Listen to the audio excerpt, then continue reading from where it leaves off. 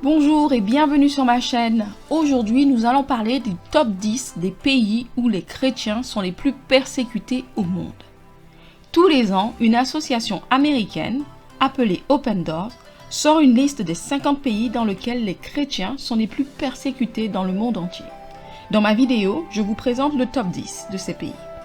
Mais pour ceux qui sont intéressés d'avoir la liste complète, vous trouverez le lien dans la barre de détails tout en bas.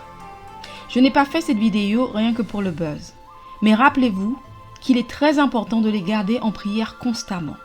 Dieu nous a fait grâce de vivre dans un pays où on a le droit de vivre sa chrétienté librement. Moi, je vis en Angleterre et je n'ai jamais eu peur d'aller à l'église ou de dire que j'étais chrétienne. Mais ce n'est pas le cas partout dans le monde.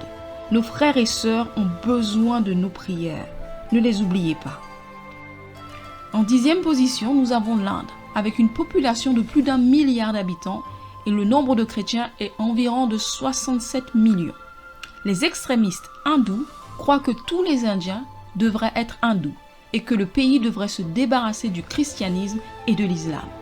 Ils recourent à une violence intensive pour atteindre cet objectif, ciblant en particulier les chrétiens d'origine hindoue. Les chrétiens sont accusés d'avoir une foi étrangère et même accusés de porter malheur dans leur communauté.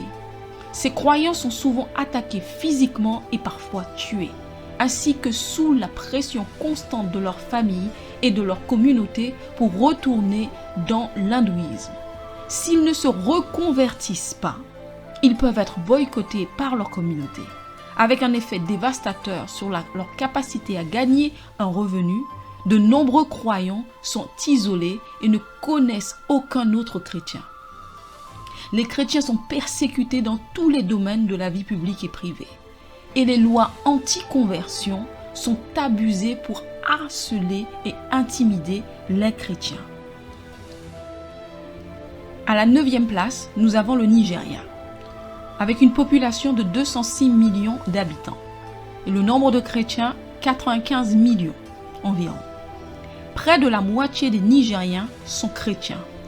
95 millions de personnes sur une population de 206 millions d'habitants.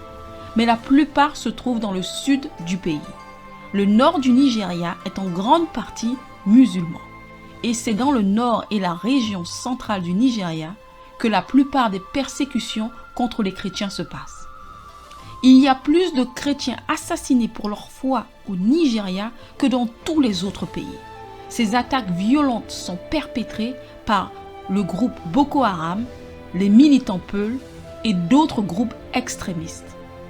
Lors de ces attaques, les chrétiens sont souvent assassinés ou voient leurs biens et leurs moyens de subsistance détruits.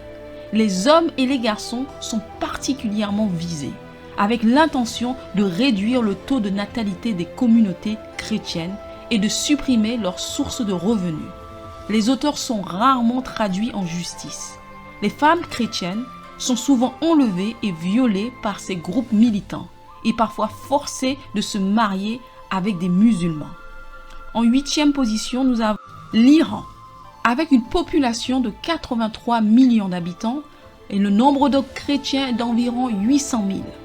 Les chrétiens d'origine musulmane sont les plus persécutés, principalement par le gouvernement, mais aussi par leurs familles et leurs communautés.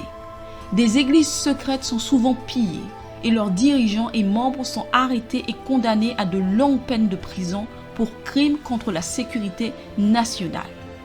Covid-19 a frappé durement le pays et de nombreux croyants ont désespérément besoin de nourriture et d'aide. Les mesures de lutte contre le virus ont également rendu la communication entre les chrétiens difficile. De nombreux prisonniers iraniens, dont certains emprisonnés pour leur foi, ont été libérés de prison pour lutter contre la propagation de Covid-19 dans des prisons bondées. Cependant, d'autres chrétiens sont restés en prison et la condamnation des chrétiens se poursuit. En 7e position, nous avons le Yémen, avec une population de 30 millions d'habitants et un nombre de chrétiens d'environ quelques milliers. Les chrétiens du Yémen gardent généralement leur foi secrète, car s'ils sont découverts, ils risquent la peine de mort. Il est interdit de quitter l'islam et tous les Yéménites sont considérés comme musulmans par l'État. Ce ne sont pas seulement les autorités qui persécutent les chrétiens. Les groupes militants islamiques menacent de mort les chrétiens d'origine musulmane et les tribus peuvent tuer ou bannir quiconque se convertit au christianisme.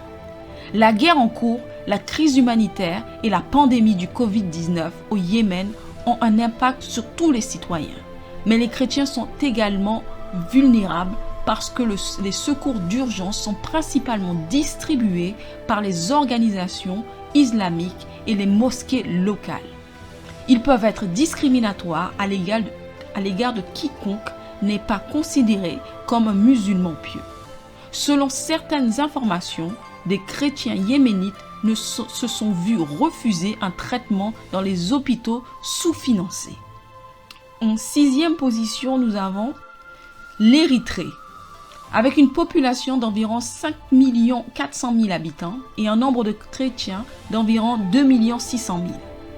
Les chrétiens de confession non traditionnelle font face à la plus dure persécution en Érythrée, à la fois du gouvernement et de l'Église orthodoxe érythréenne. L'EOC est la seule dénomination chrétienne reconnue par le gouvernement et étroitement contrôlée par ceux qui sont au pouvoir. Les forces de sécurité gouvernementales surveillent les appels téléphoniques. Leur activité émane d'innombrables raids qui ciblent les chrétiens. Les chrétiens peuvent être arrêtés et emprisonnés sans procès. De nombreux chrétiens sont détenus dans des prisons inhumaines en raison de leur foi. Et leurs proches ne savent souvent pas où ils se trouvent ou même s'ils sont encore en vie. Contrairement à de nombreux pays, les femmes en Érythrée sont soumises au service militaire obligatoire. Les chrétiennes qui sont conscrites sont particulièrement vulnérables à la violence sexiste, tandis que les chrétiennes détenues ou emprisonnées subissent souvent la violence des gardiens de prison. Dans les zones rurales d'Érythrée, les enlèvements et les mariages forcés sont encore répandus. Si un musulman enlève une chrétienne, elle sera convertie de force. En 5e position, nous avons le Pakistan. Avec une population de 208 millions d'habitants et un nombre de chrétiens d'environ 4 millions. Les chrétiens au Pakistan font face à une persécution extrême dans tous les domaines de leur vie. Les croyants qui se sont convertis à l'islam font face au niveau le plus élevé de persécution. Mais tous les chrétiens sont considérés comme des citoyens de seconde zone dans ce pays fortement islamique. Les chrétiens, en particulier les hommes chrétiens, se voient confier des emplois perçus comme bas, sales et déshonorants, et peuvent être victimes de travaux forcés. Il y a des chrétiens parmi les classes moyennes, mais ils sont toujours considérés comme inférieurs à leurs homologues musulmans et sont souvent confrontés à une grave discrimination sur leur lieu de travail. Les fameuses lois pakistanaises sur le blasphème sont utilisées pour cibler les chrétiens et les groupes extrémistes islamiques défendent avec véhémence ces lois, notamment en attaquant ou en tuant ceux qui les auraient enfreintes. Souvent, ceux-ci sont utilisés pour cibler les chrétiens après un différend relatif au travail ou à la location, plutôt que de véritables cas. En 4e position, nous avons la Libye. Il y a environ 6 700 000 habitants en Libye, un nombre de chrétiens d'environ 34 500. Il y a environ 34 500 chrétiens en Libye, soit 0,5% de la population de 6 millions. Mais le nombre de chrétiens libyens, plutôt que de travailleurs migrants d'autres pays, est très faible, seulement environ 150 croyants. Il n'y a pas de liberté d'expression, ni liberté de religion. Le petit nombre de chrétiens libyens d'origine musulmane subit une pression violente et intense de la part de leur famille et de la communauté au sens large pour qu'ils renoncent à leur foi. Ils sont également vulnérables aux enlèvements, meurtres ou agressions sexuelles par des groupes militants islamiques et des groupes criminels organisés. Partager sa foi publiquement est illégal en Libye.